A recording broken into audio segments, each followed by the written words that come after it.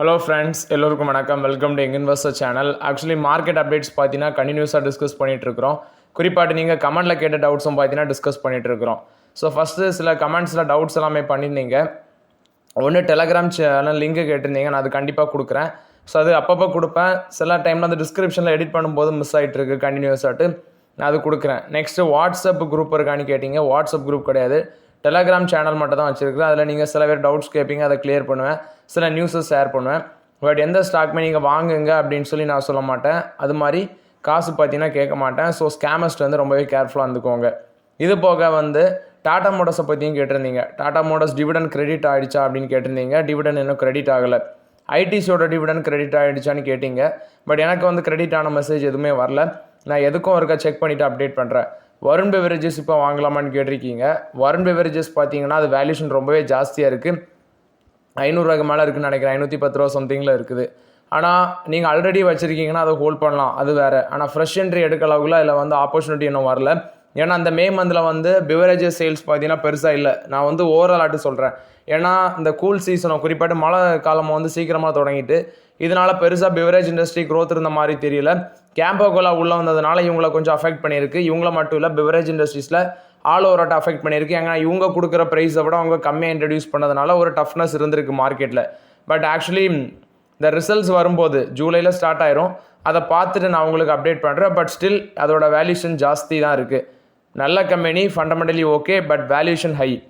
Next பார்த்தீங்கன்னா HDFC bank 22 ரூபா dividend announcement பண்ணியிருந்தாங்க. Record date June 27. ஸோ அந்த ஷேர் ஹோல்டர்ஸ் அப்ரூவலுக்கு அப்புறம், ஆனுவல் ஜெனரல் மீட்டிங்கில் ஷேர் ஹோல்டர்ஸ் அப்ரூவலுக்கு அப்புறம் ஆகஸ்ட் 11 மண்டே அன்னைக்கு வந்து அந்த டிவிடன் பேமெண்ட் ஆகும். அன்னைக்கு பேமெண்ட் ஆகும், இல்லைனா அதுலேருந்து ஒரு 2-3 நாள் கழித்து பேமெண்ட் ஆகும். இது வந்து பார்த்தீங்கன்னா ஹெச்டிஎஃப்சி பேங்கை பொறுத்த வரைக்கும் update.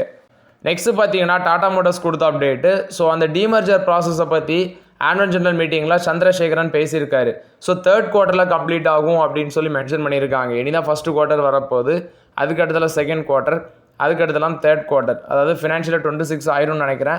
Commercial vehicle, பர்சஞ்சர் vehicle 2 இதாட்டு split பண்ணுறாங்க. அடுத்த வருஷம் தான் பார்த்தீங்கன்னா அது டீமர்ஜர் ஆகி லிஸ்டட் ஆகும். ஸ்டில் அப்பப்போ ஆப்பர்ச்சுனிட்டி கிடைக்கும் போது யூஸ் பண்ணிக்கோங்க. இன்னும் ரெக்கார்ட் டேட் பார்த்தீங்கன்னா டீமர்ஜருக்கு வரல. ஸோ இது வந்து டாடா மோட்டர்ஸை பொறுத்த வரைக்கும் அப்டேட்டு. இப்போதைக்கு கார் சேல்ஸ் கொஞ்சம் மந்தமாக தான் இருக்குது. ஸோ டீமர்ஜர் ப்ராசஸ் Q3ல கம்ப்ளீட் ஆகும். அதாவது Q3ல கிட்டத்தட்ட லிஸ்ட் ஆயிரும் அப்படின்னு சொல்லியிருக்காங்க. இது டாடா மோட்டர்ஸை பொறுத்த வரைக்கும் அப்டேட்டு. நெக்ஸ்ட் பார்த்தீங்கன்னா ஒரு 6 ஈக்விட்டி மியூச்சுவல் ஃபண்ட் வந்து டபுள் டிஜிட் வரைக்கும் அந்த 2025 லாஸ் ஆயிருக்கு அப்படின்னு சொல்லி சொல்கிறாங்க. அது உங்களோட போர்ட்ஃபோலியோ இருந்துன்னா ஒருக்கா செக் பண்ணி பார்த்துக்கோங்க.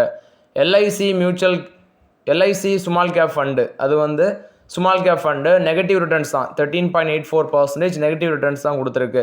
Samco flexi cap fund 12.79% loss ஆயிருக்கு. எல்ஐசியோட வேல்யூ ஃபண்டு இது வந்து 11.55% நெகட்டிவ் ரிட்டர்ன்ஸ் கொடுத்துருக்கு. Next Motilal Oswal mid cap fund 11.53% negative returns. Shriram mutual fund, Shriram flexi cap fund actually இதுவும் 10.86% நெகட்டிவ் ரிட்டர்ன்ஸ் கொடுத்துருக்கு. Shriram ELSS tax saver fund இது வந்து 10.14% நெகட்டிவ் ரிட்டர்ன்ஸ் கொடுத்துருக்கு. ஸோ இந்த மியூச்சுவல் ஃபண்ட்ஸ் எல்லாமே உங்களோட போர்ட்ஃபோலியோவில் இருந்துன்னா எதுக்கும் ஒரு டைம் செக் பண்ணி பார்த்துக்கோங்க. நெக்ஸ்ட் HPCL கொடுத்த update. Hindustan petroleum corporation $231 million நாங்கள் இன்வெஸ்ட்மெண்ட் பண்ண போகிறோம்னு சொல்லியிருக்காங்க. 24 கம்பரஸ் பயோகாஸ் பிளான்ட்ஸ் வந்து இந்தியாவில் செட்டப் பண்ண போகிறாங்க நெக்ஸ்ட் 3 இயர்ஸில்.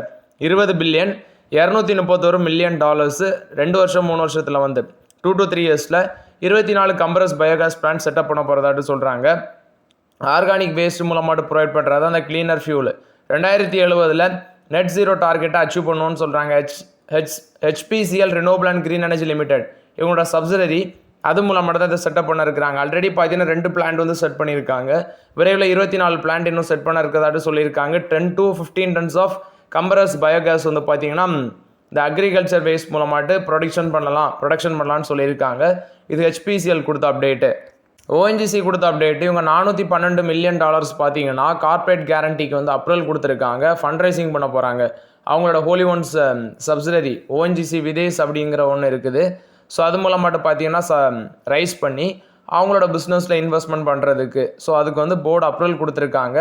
ஆக்சுவலி இதுக்கு முன்னாடி $257.5 மில்லியன் வந்து பார்த்தீங்கன்னா முன்னாடியே ரைஸ் பண்ணியிருந்தாங்க. இப்போ அதுக்கு அடுத்தலாட்டு $412 மில்லியன் அளவுக்கு கார்பரேட் கேரண்டி மூலமாட்டு ஃபண்ட் ரைஸ் பண்ண போகிறதாட்டு சொல்லியிருக்காங்க அவங்களோட சப்சிடரி மூலமாட்டு. இது ONGC கொடுத்த அப்டேட்டு. நெக்ஸ்ட் ஒரு 5 மியூச்சுவல் ஃபண்ட் பார்த்தீங்கன்னா ஒரு 12 ஸ்மால் கேப் ஸ்டாக்ஸில் மேலே வந்து கம்ப்ளீட்டாக எக்ஸிட் பண்ணியிருக்காங்க. ஒன்று ஹெச்டிஎஃப்சி மியூச்சுவல் ஃபண்ட் வந்து 2 ஸ்டாக்ஸில் மஹேந்திரா ஹாலிடேஸ், பிஎஸ்சி இதில் வந்து அவங்களோட கம்ப்ளீட் போர்ட்ஃபோலியோ வந்து எக்ஸிட் பண்ணியிருக்காங்க இந்த 2 ஸ்டாக்லையும். நெக்ஸ்ட் எஸ்பிஐ மியூச்சுவல் ஃபண்ட் வந்து கோரமண்டல் இன்டர்நேஷ்னலில் வந்து எக்ஸிட் பண்ணியிருக்கிறாங்க ஃபுல்லாட்டு. நிப்பான் இந்தியா மியூச்சுவல் ஃபண்ட் பார்க்கும்போது Green Panel Industries, Elgi Equipments, West Life Food இதில் வந்து கம்ப்ளீட்டாக எக்ஸிட் பண்ணியிருக்காங்க. குவான் மியூச்சுவல் ஃபண்ட் வந்து Cochin shipyard, SCI, Sandur Manganese இதில் வந்து கம்ப்ளீட்டாக எக்ஸிட் பண்ணிருக்காங்க. ஐசிஐசிஐ ப்ருடென்ஷியல் மியூச்சுவல் ஃபண்ட் வந்து doctor Lal PathLabs, Indian cement, Sansera engineering இதில் வந்து கம்ப்ளீட்டாக எக்ஸிட் பண்ணியிருக்காங்க. ஸோ மேபி இதை எப்படி புரிஞ்சுக்கணும்னா இந்த mid cap stocks maybe recent டைம்ஸில் நல்லா ரேலி ஆகிருக்கும். அவங்க வந்து பார்த்தீங்கன்னா ப்ராஃபிட் புக்கிங் பண்ணியிருக்கிறாங்க. யூஎஸோட ஃபெடரல் ரிசர்வோட கவர்னராக இருக்கிற கிறிஸ்டோஃபர் வேலர் அவர் சொல்கிறது இன்ஃப்ளேஷன் வந்து பார்த்தீங்கன்னா கட்டுக்குள்ளே வரலாம், அதனால நெக்ஸ்ட் மீட்டிங்கில் வந்து சென்ட்ரல் பேங்க் ரேட் கட் இருக்கலாம் அப்படின்னு சொல்லியிருக்காரு. ஆனால் இவர் சேர்மன் சொன்னது, ஜெரோன் பவுல் சொன்னது செப்டம்பர் வரைக்கும் ரேட் கட் இருக்காது அப்படின்னு சொன்னார். ஆனால் இவங்க சொல்கிறது பார்த்தீங்கன்னா நெக்ஸ்ட் மீட்டிங்கில் ரேட் கட் இருக்கும் அப்படின்னு சொல்லி ஃபெடரல் ரிசர்வோட கவர்னர் கிறிஸ்டோஃபர் வேலர் சொல்கிறாரு. ஆனால் சேர்மனுக்கு என்னென்னா சேர்மனுக்கும் ட்ரம்புக்கும் ஆகாது. அவர் சொல்கிறது இன்ஃப்ளேஷன் இன்னும் கட்டுக்குள்ளே வரல, அதனால கட் பண்ண முடியாது அப்படின்னு சொல்கிறாரு. ஆனால் ட்ரம்ப் வந்து பார்த்தீங்கன்னா கட் பண்ணுங்க அப்படின்னு சொல்கிறாரு. ஸோ என்ன நடக்குன்னு வெயிட் பண்ணி பார்க்கலாம். நெக்ஸ்ட்டு பார்த்தீங்கன்னா செபி வந்து ஒரு 2 ஆப்ரேட்டர்ஸ் மேலே கம்ப்ளைண்ட் பண்ணியிருக்காங்க, விச் மீன்ஸ் இன்வெஸ்டிகேஷன் போட்டிருக்காங்க. என்னென்னு பார்க்கும்போது சாஃப்ட்வேர் ட்ரேட் மூலமாட்டு இல்லிக்விட் ஆப்ஷன் அதில் பண்ணியிருக்காங்க. அது மூலமாட்டு பார்த்தீங்கன்னா ப்ராஃபிட் பண்ணியிருக்காங்க. 4.83 crores வந்து இது மூலமாட்டு அவங்க இல்லீகலாக சம்பாதிச்சிருப்பாங்க போல். ஸோ 2 ஆப்ரேட்டர்ஸ் வந்து 3 yearsக்கு பார்த்தீங்கன்னா இந்த மார்க்கெட்டில் ஈடுபடுறதுக்கு வந்து தடை பண்ணியிருக்காங்க. ஏன்னா ஃப்ராட்லன் ஆக்டிவிட்டீஸ் ஆர்டிஃபிஷியல் வால்யூம்ஸை இன்க்ரீஸ் பண்ணி இல்லிக்விட் ஸ்டாக் ஆப்ஷனில் ஈடுபட்டு இன்வெஸ்டர்ஸை சீட் பண்ணியிருக்கிறாங்க 4.83 crores அளவுக்கு. ஸ்ரீபிரசாத் பட்டியா, அல்கேஷ் நேர்வர் அப்படின்னு சொல்கிறாங்க. இவங்க 2 பேருமே தான் இந்த தப்பை பண்ணியிருக்கிறாங்க. ஸோ செபி வந்து இந்த 2 ஆப்ரேட்டர்ஸுக்கும் பார்த்தீங்கன்னா 3 வருஷம் மார்க்கெட்டில் ஈடுபடக்கூடாது, அதாவது ஸ்டாக் மார்க்கெட்டில் ட்ரேட் பண்ணக்கூடாது அப்படின்னு சொல்லி தடை விதிச்சிருக்காங்க. எஃப்ஐஎஸ் வந்து 8,710 கோடிக்கு இந்த வாரத்தில் வந்து ஸ்டாக் பர்ச்சேஸ் பண்ணியிருக்கிறாங்க. ஆக்சுவலி லாஸ்ட்டு ஃப்ரைடே மட்டுமே 7,000 கோடி வந்து பை பண்ணியிருந்தாங்க. ஆக்சுவலி இந்த ஒரு வாரத்தில் 8,710 கோடிக்கு வந்து எஃப்ஐஎஸ் பை பண்ணியிருக்கிறாங்க. நெக்ஸ்ட்டு பார்த்தீங்கன்னா ஃபினான்ஷியல் 25ல் இந்தியாவோட பப்ளிக் செக்டார் பேங்கோட அப்டேட்ஸை கொடுக்குறாங்க. குறிப்பாட்டு பிஎஸ்சி பேங்க்ஸோட மார்க்கெட் ஷேர் இன்க்ரீஸ் ஆயிருக்கு, but slow down in credit growth ஸ்லோவாக இருக்குது. ஆனால் ப்ரைவேட் பேங்க்ஸ் வந்து அவுட் பெர்ஃபார்ம் தான் பண்ணியிருக்கிறாங்க கிரெடிட் க்ரோத்தில். இது வந்து பார்த்தீங்கன்னா இந்தியாவோட பப்ளிக் செக்டர் பேங்கோட ரிசல்ட்ஸ் அந்த டீட்டெயில்ஸை கொடுத்துருக்காங்க. ஃபினான்ஷியல் 25ல் வந்து கிரெடிட் க்ரோத் பிஎஸ்சி பேங்க்கில் வந்து ஸ்லோவாக இருக்குது. அதே இவங்க ப்ரைவேட் பேங்க்கில் வந்து பார்த்தீங்கன்னா அது கொஞ்சம் மாட்ரேட்டாக இருக்குதுன்னு சொல்கிறாங்க. ஸோ ஓவர்லாட் இது வந்து பிஎஸ்சி பேங்கை பொறுத்த வரைக்கும் அப்டேட்டாக அவங்களோட மார்க்கெட் ஷேர் பெர்ஃபார்மன்ஸ் இன்க்ரீஸ் ஆயிருக்குன்னு சொல்லியிருக்கிறாங்க. ரீட்டைல் இண்டஸ்ட்ரியல் லோன்ஸில் வந்து பிஎஸ்சி பேங்க்ஸோட மார்க்கெட் ஷேர் இன்க்ரீஸ் ஆயிருக்குன்னு சொல்லியிருக்கிறாங்க. நெக்ஸ்ட்டு பார்த்தீங்கன்னா ஓவராலாட்டு மார்க்கெட்டில் அந்த ஆட்டோமோட்டிவ் கம்பெனிஸ் எல்லாமே ப்ரெஷரில் தான் இருக்குது. எப்படி ப்ரெஷரில் இருக்குதுன்னு சொல்லணும்னா, இப்போ ஒரு பக்கம் ஈரானுக்கு இஸ்ரேலுக்கும் கான்ஃப்ளிக்ட் போய்ட்டுருக்கு. அதனால் கமர்ஷியல் பர்சனல் வெஹிக்கிள் இந்த எக்ஸ்போர்ட் பண்ணுற கம்பெனிஸுக்கு அது ஒரு பிரச்சனையாக இருக்குது. அடுத்த பிரச்சனை என்னென்னா, சைனா வந்து இப்போ நாங்கள் அந்த ரேர் எர்த் மேக்னெட்டை எக்ஸ்போர்ட் பண்ணுறதை குறைக்கிறோம் அப்படின்னு சொல்லிட்டாங்க. இது வந்து இந்தியாவில் அது சைனாலேருந்து நம்ம இந்தியாவுக்கு எக்ஸ்போர்ட் ஆனது 50% மேலே குறைஞ்சிருக்கு. கிட்டத்தட்ட 53% மேலே குறைஞ்சிருக்கு. நான் அது லாஸ்ட் 2 வீடியோ முன்னாடி அப்டேட் போட்டிருந்தேன். இது வந்து நம்ம இவி கார் மேனுஃபேக்சர் பண்ணுறது, டூ வீலர் இவி மேனுஃபேக்சர் பண்ணுறது, இவங்களுக்கெல்லாம் பெரிய தலைவலி அமைஞ்சிருக்கு. பட் ஆக்சுவலி இவங்க கவர்மெண்ட் கூட பார்த்தீங்கன்னா க்ளோஸராக போய் ஏதாவது நடவடிக்கை எடுங்க அப்படின்னு சொல்லி கவர்மெண்ட்டிட்ட கோரிக்கை வைக்கிறாங்க.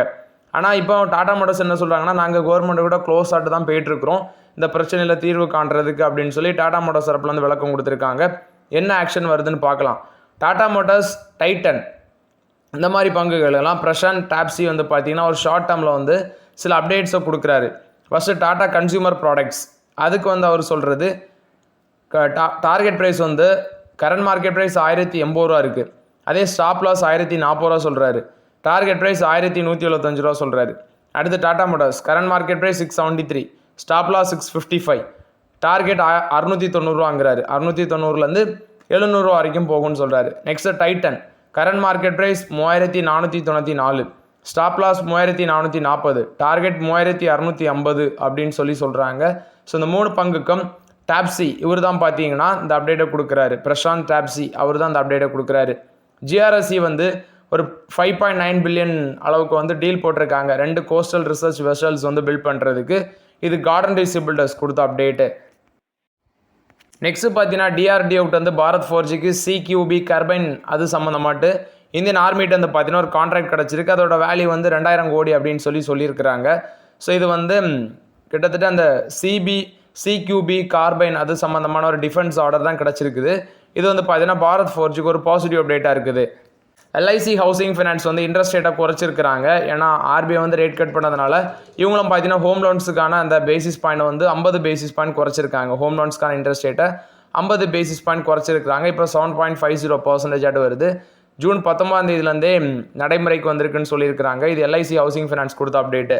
பேஜல் ப்ராடக்ட்ஸ் வந்து ஒரு ultra mega power transmission order power grid கார்பரேஷன்லேருந்து வின் பண்ணியிருக்கிறாங்க. 400 kV double circuit transmission line சம்மந்தமான ஆர்டரு 138 கிலோமீட்டருக்கு 400 கோடி ஒர்த் ஆஃப் கான்ட்ராக்ட் பவர் கிரிட்லேருந்து பார்த்தீங்கன்னா பவர் கிரிட் கார்பரேஷன் ஆஃப் இந்தியாட்டேருந்து பேஜல் ப்ராஜெக்ட்ஸ் வின் பண்ணியிருக்கிறாங்க. இந்தியன் சிமெண்ட்ஸ் வந்து அவங்களோட சப்சிடரி இண்டஸ்ட்ரி கெமிக்கல்ஸ் ஒன்று இருக்குது, இண்டஸ்ட்ரியல் கெமிக்கல்ஸ் அண்ட் மோனோமஸ். அதை வந்து பார்த்தீங்கன்னா மீரல் சென்சிங் அவங்கள்ட்ட வந்து அவங்கக்கிட்ட செல் பண்ண போகிறாங்க. 97.68 crores வந்து செல் பண்ண போகிறாங்க. ஸோ இதை வந்து பார்த்தீங்கன்னா இனி வந்து அவங்களோட சப்சிடரியாக இருக்கிறது. இப்போ இந்தியன் சிமெண்ட்ஸை ஓன் பண்ணுறது ஆதித்யா பிர்லா குரூப். ஸோ அந்த இண்டஸ்ட்ரியல் கெமிக்கல்ஸ் அண்ட் மோனோமஸை வந்து மிராய் சென்சிங் அவங்கள்ட்ட வந்து விற்க போகிறாங்க. அதோட வேல்யூ 97.68 crores. இது இந்தியன் சிமெண்ட்ஸ் கொடுத்த update. So okay friends, actually இந்த வீடியோவில் சில இம்பார்ட்டன்ட் அப்டேட்ஸ் எல்லாமே டிஸ்கஸ் பண்ணோம். இந்த வீடியோ உங்களுக்கு பயனுள்ளதாக இருந்துச்சுன்னா லைக் பண்ணுங்கள், சப்ஸ்கிரைப் பண்ணுங்கள், கமெண்ட் பண்ணுங்கள். Okay friends, thank you.